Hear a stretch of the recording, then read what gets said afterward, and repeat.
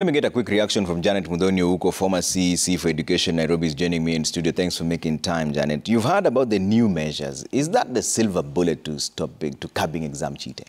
No, I think it's a good attempt, Trevor, and I really want to laud the ministry for moving with speed.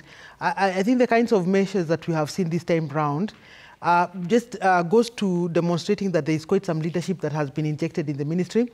Takes, for example, the idea of the papers being coded. Trevor, you've been in this country where papers have been circulated and nobody can trace where that came from.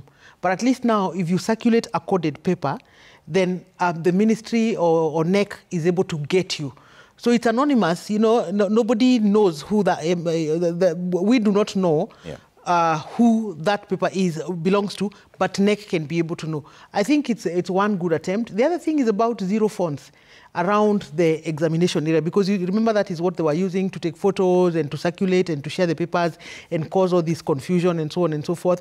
So I think that we've seen some measures that really give confidence to our examination system, because it was very important, and we've been saying this, that the credibility of our examinations really mean a lot to not only to us, even in the region and even globally. Yeah, is it time to reconsider how exams are administered? Because you've seen from Marianne's story that there's those who are in hospital beds, there are those who are about to deliver, who are in labor. What is the best way of administering exams? Because is it fair to expect a student to perform at their utmost when they're in labor, or they've just given birth, or they're even in the hospital bed? We've always advocated for some level of flexibility, because really a candidate sitting the examinations and they're in the labor room and they have to do their chemistry paper, really they cannot give it their all. And so by the time you're giving that child their verdict, then you have not considered so many things. The good thing is that KCSE, KCPE, all of them are being phased out, and we are going to be experiencing a situation of assessment. And a situation of assessment is a good thing, because it does not only take account of your previous activities that you have done in the school, but it doesn't put so much pressure on the learner at that particular time. I think something else that we have seen that is really good is the absence of all this fanfare and the panic and all these guns in schools. I think it's really good, and we are encouraging the minister, the current cabinet secretary, to also consider even the launching of the results.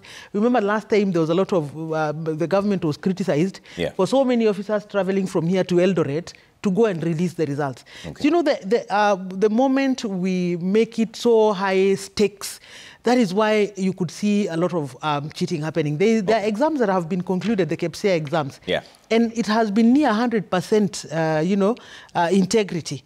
So to go to win, because KCPE examinations in their nature is that there's going to be a situation of 100%, transition. So the stakes aren't as high. And this is the conversation that we've had every time, to say, reduce all this craze about these A's and so on and so forth. And probably everybody else gets to relax. And even the learners themselves, they get to relax. All right, and we'll talk about that in just a bit when we come back to the conversation, because does lowering the stakes necessarily lower the quality of education or examination? Life generally is a very competitive atmosphere. If you now go into assessment and not exam ranking, does that change? But most of that we'll talk about in just a bit. For now, Health Cabinet Secretary